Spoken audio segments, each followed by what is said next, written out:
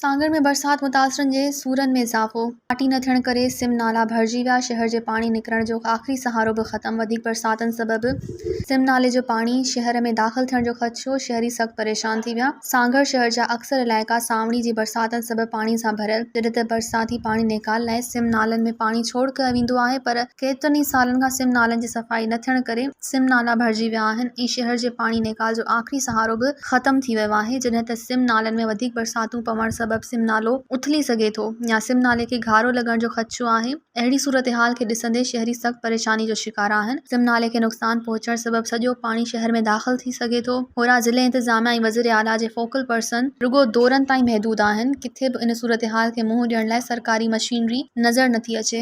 मज़ीद ख़बरनि ऐं तफ़सीलात लाइ विज़िट कयो असांजी वेबसाइट www.awamiNewsHD.com ऐं ॾिसंदा रहो अवामी न्यूज़ HD।